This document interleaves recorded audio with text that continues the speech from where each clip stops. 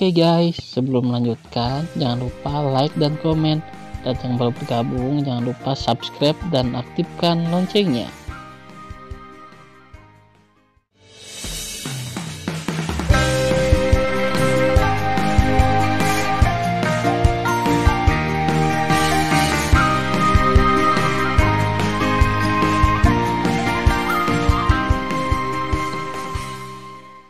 Episode 14. Melanjutkan cerita sebelumnya. Tan Yun dengan lembut terbang ke bawah di sebelah Yu Yunxi, dengan permintaan maaf di matanya. "Maaf, saya tidak tahu itu sangat penting bagi Anda." "Tidak masalah." Yu Yunxi tersenyum manis dengan air mata. "Apakah kamu belum menemukannya?" Tan Yun berkata dengan lembut, "Kurasa ada kata, Wan, yang terukir di atasnya." "Apa artinya bagimu?" Yu Yunxi terdiam. "Jika tidak nyaman untuk mengatakannya, kamu tidak bisa mengatakannya," kata Tan Yun.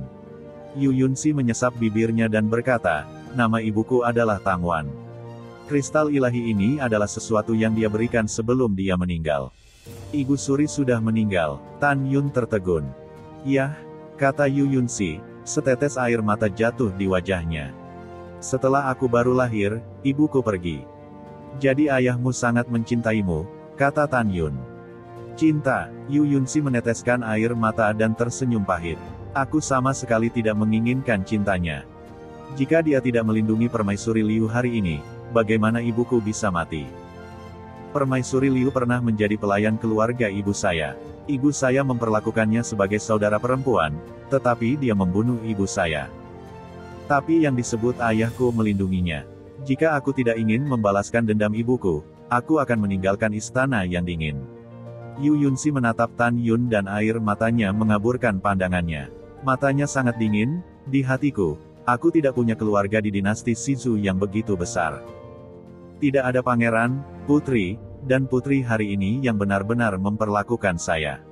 Saya benci ayah saya dan semua yang ada di istana. Awalnya, ibu saya sama sekali tidak mau masuk istana. Akhirnya kakek saya terpaksa tidak punya pilihan selain mengirim ibu saya ke istana." Melihat air mata Yu Yunxi, Tan Yun dengan lembut menghibur, "Jangan menangis. Ibumu, yang dibunuh oleh kaisar dan permaisuri, aku akan menjadi kuat untukmu di masa depan, dan kemudian memotong musuh." "Aku tidak menangis." Yu Yunxi dengan keras kepala menyeka air matanya, tapi air matanya tidak bisa berhenti mengalir. "Aku hanya merasa ibuku meninggal secara tidak adil. Aku hanya merasa tidak berharga untuk ibuku. Benar-benar tidak berharga."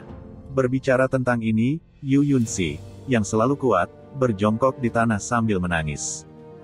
Semua orang tahu bahwa putri ketujuh, wanita cantik pertama di dinasti Shizu, disayangi oleh Kaisar Shizu, dan mereka juga tahu bahwa dia agak keras kepala dan sulit diatur. Tapi tidak ada yang tahu keluhan dan kebencian tak berujung di hatinya. Tan Yun perlahan membungkuk, dengan lembut membantunya berdiri dengan kedua tangannya, menatap air matanya yang merah dan berkata dengan lembut, "Aku bisa mengerti suasana hatimu dan keluhanmu.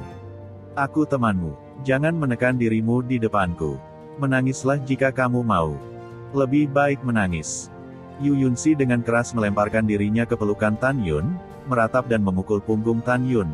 "Aku benci ayahku, aku benci Permaisuri Liu. Aku tidak sabar untuk memotong Permaisuri Liu, dan aku tidak sabar untuk menggertak pangeran dan putri yang lain. Menangis. Tapi aku tidak berguna. Setelah bertahun-tahun, aku tidak bisa membalaskan dendam ibuku." Tan Yun membiarkan Yu Yunxi memukuli dirinya sendiri dengan kejam. Saat ini, untuk Tan Yun Yunxi akan merasa lega.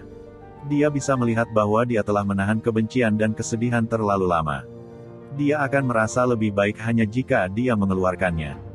Dengan berlalunya waktu, Yu Yunxi membuka hatinya dan menceritakan kekesalan dan kesedihannya. Dia tidak berhenti menangis sampai dia menjadi serak dan lelah. Dia meninggalkan lengan Tan Yun dengan mata merah dan bengkak, menunjukkan sentuhan rasa malu di wajahnya yang memukau. "Maaf, apakah itu menyakitimu?" "Iya, itu sangat menyakitkan." Tan Yun berkata, "Jika kamu menjanjikanku suatu syarat, aku tidak akan marah padamu." "Kamu bilang." Suara Yu Yunxi seperti nyamuk dan lalat. Dia pikir dia sudah lama berada di pelukan Tan Yun. Dia tidak berani menatap Tan Yun saat berbicara. Berjanjilah padaku untuk bahagia. Kamu tersenyum indah dan menangis sangat jelek. Tan Yun berkata, ingat, semakin baik kamu hidup, musuhmu akan semakin tidak nyaman. Jika kamu tidak hidup bahagia, semakin nyaman musuhmu. Baiklah, Yu Yunsi menganggukkan kepalanya, menatap ke langit dan berteriak, Ibu Permaisuri, Tan Yun benar. Putriku akan hidup bahagia di masa depan dan jangan biarkan dia khawatir. Jangan khawatir, putriku bersumpah bahwa dia akan membalaskan dendammu suatu hari nanti. Saat ini, Yu Yunsi merasa jauh lebih nyaman. Dia menganggapnya sebagai harta karun dan memasukkan kristal ilahi yang habis di cincin leluhur. Kemana kita pergi sekarang? Yu Yunsi bertanya dengan lembut. Ketika Tan Yun hendak menjawab, dia tiba-tiba melihat gelombang pembunuh di belakangnya. Kemudian, gelombang kesadaran binatang menyelimuti. Seseorang akan datang, tapi itu tidak baik. Ketika Tan Yun berkhotbah kepada Yu Yunsi, berkas cahaya jatuh dari langit dan berubah menjadi hampir 10.000 murid kuil Tianmen dan domain bintang binatang di belakang Tan Yun. Tan Yun tiba-tiba menoleh ke belakang dan menemukan bahwa ada lebih dari 3.000 murid elit binatang, dan 6.000 sisanya adalah murid inti domain binatang.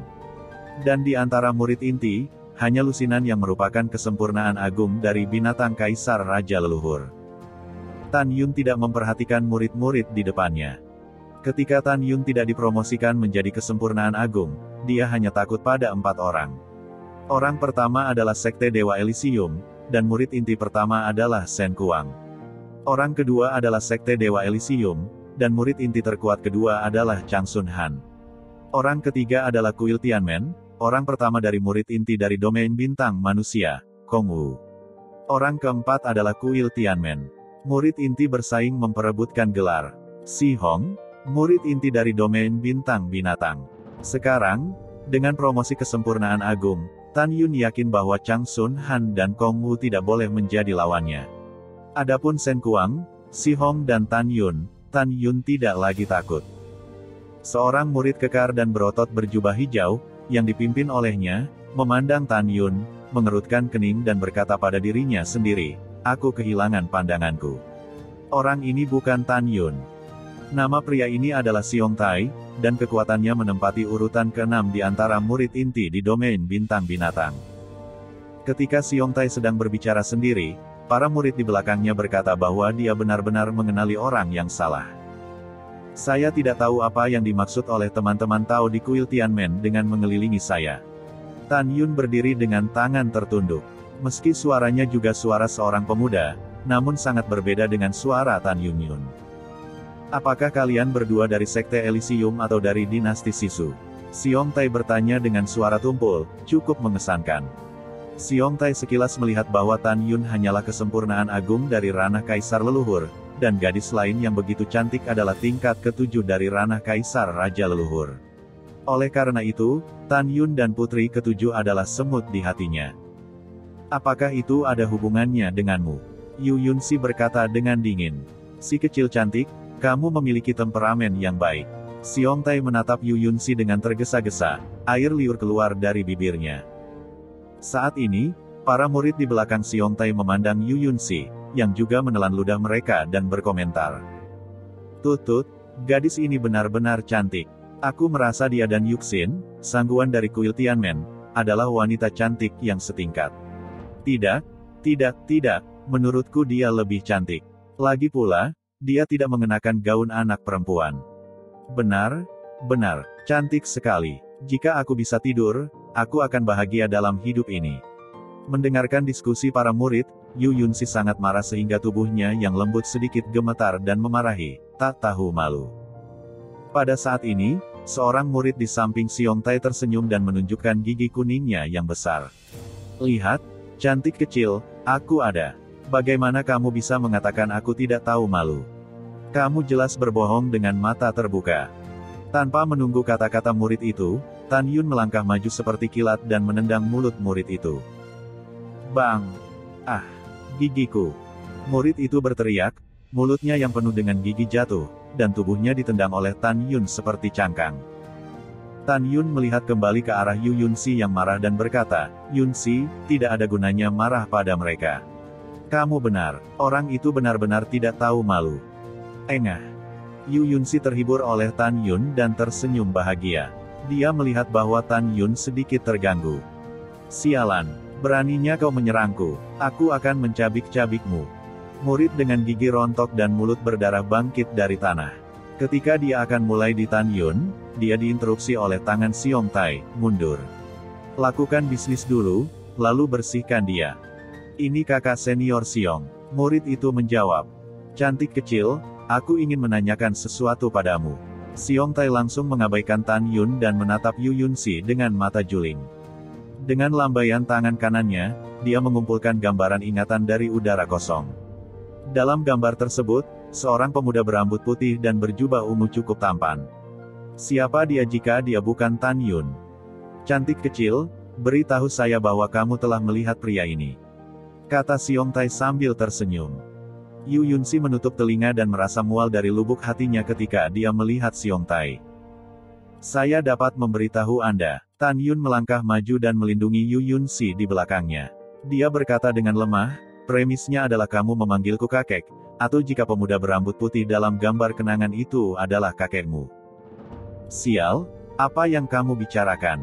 Beruang itu sangat marah sehingga dia meraung, coba lagi. Apa yang aku katakan? Karena kamu tidak mendengar dengan jelas, kali ini kamu harus mendengarkan. Tan Yun menatap Xiong Tai sambil tersenyum dan menunjuk dirinya sendiri di gambar kenangan. Suaranya sedikit lebih tinggi. Aku bilang jika dia kakekmu, aku akan memberitahumu. Atau jika kamu memanggilku kakek, aku akan memberitahumu. Segera fitur wajah ganas beruang, kamu tidak tahu hidup dan mati semut mol, berani memarahiku. Seseorang, bunuh bocah ini untukku. Lalu ikat si cantik kecil. Aku ingin menikmatinya. Saat aku lelah, kamu bisa berbagi kecantikan kecil ini.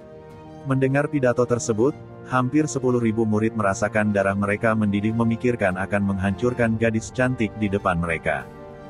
Kakak Xiong, aku akan membunuhnya. Saat ini, murid yang kehilangan giginya akhirnya menemukan kesempatan untuk melampiaskan amarahnya. Setelah murid itu mengatakan sesuatu, dia menatap Tan Yun dengan ganas dan berteriak, "Nak, pergilah ke neraka." Murid itu bangkit dari udara dan melepaskan nafas tingkat 2 Kaisar Raja Leluhur. Dia berbalik di udara dan melangkah ke arah wajah Tan Yun dengan retakan ruang di kaki kanannya.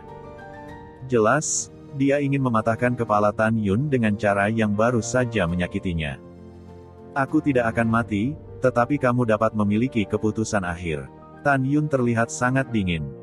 Ketika kaki kanan murid itu hendak menginjak kepala Tan Yun tiba-tiba mengangkat tangan kanannya, memutar cakarnya dengan tangan kanannya, dan menusukkan 5 jarinya ke pergelangan kaki murid itu dengan darah. Turun. Tan Yun tiba-tiba menarik tangan kanannya. Murid itu ketakutan. Pada saat Tan Yun menyeret tubuhnya ke bawah tanpa sadar, Tan Yun mengayunkan tangan kirinya, menggambar busur indah dari udara kosong dan menggambarnya di wajah murid itu. Bang! Hancur. Sebelum murid itu bisa berteriak, kepalanya pecah, darah dan tulang berserakan, dan tubuh tanpa kepala itu jatuh di depan Xiong Tai. Xiong Tai melihat ke bawah ke tubuh itu, tiba-tiba mendongak, menatap Tan Yun dan berkata, "Siapa namamu, Nak? Siapa yang memberimu keberanian untuk membunuh temanku?" "Namaku Xiao Sang." Tan Yun berkata dengan lemah. "Sombong. Betapa sombongnya dirimu." Dalam kemarahan, Xiong Tai memerintahkan kedua murid dari kesempurnaan binatang Kaisar Leluhur di sampingnya, salah satu dari kalian akan membunuh anak laki-laki itu, dan yang lainnya akan pergi dan mengikat kecantikan kecil itu kepadaku. Ini kakak laki-laki Xiong. Satu dari mereka melintas cincin leluhur di antara jari-jarinya, dan cambuk hitam muncul di tangannya. Dia terbang ke Yu Yunxi, kecantikan kecil yang menawan, "Jangan melawan, jika tidak, jangan salahkan aku karena bersikap kasar." Tangan kanan terbalik, dan pedang ajaib muncul di tangannya. Dia menginjak tanah, dan bumi meledak. Tubuhnya muncul di atas Tan Yun seperti anak panah yang tajam. Dengan lambaian tangan kanannya, boom! Kehampaan runtuh. Murid itu memutuskan bahwa Tan Yun harus dihancurkan berkeping-keping dan jiwa serta janin akan dihancurkan di bawah pedangnya sendiri. Bersenandung, Tan Yun mendengus dingin, dan menghilang di tempat dalam sekejap. Saat berikutnya, setelah menghindari pedang yang terbelah, dia muncul di kehampaan dan menghentikan murid lain yang pergi ke arah Yu Yunxi dengan cambuk dewa di udara. Klik. Tan Yun menendang lengan kanan murid itu seperti kilat. Segera, cambuk di tangan kanannya jatuh dan dipegang di tangannya oleh Tan Yun. Dia melambaikan cambuk dengan cepat dan menariknya ke wajah murid itu dengan kekosongan yang pecah. Bang! Ketika tengkorak muridnya patah dan tubuh tanpa kepala disemprot dengan darah dan jatuh ke tanah, Tan Yun mengambil langkah Dewa Hongmeng, menukik ke bawah, dan melemparkan cambuk dewa dengan lambaian tangan kanannya. Engah! Tiba-tiba, cambuk dewa itu seperti senjata panjang hitam, menembus tengkorak murid yang memegang pedang dewa. Jiwa dan janin mereka hancur dan mati di tempat. Diam, diam. Hampir 10.000 murid, melihat dua tubuh di tanah, jatuh ke dalam keheningan. Hanya ada suara jantung orang yang berdetak di udara. Badai melonjak di hati orang-orang. Mereka tidak menyangka pemuda berambut putih bernama Xiao Zhang di depan mereka bisa membunuh dua murid kesempurnaan agung dengan begitu mudah.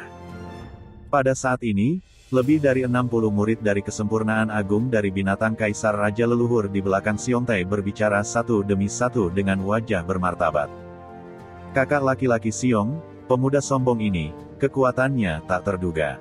Saya curiga dia telah menyembunyikan kekuatannya. Mengapa kita tidak mundur? Ya, kakak bela diri Xiong, tujuan kita adalah untuk memburu Tan Yun. Meskipun gadis itu sangat menawan, dia sombong dan benar-benar karakter yang kejam. Bahkan jika kita bisa membunuhnya, banyak orang akan mati. Itu tidak hemat biaya. Kakak senior Xiong.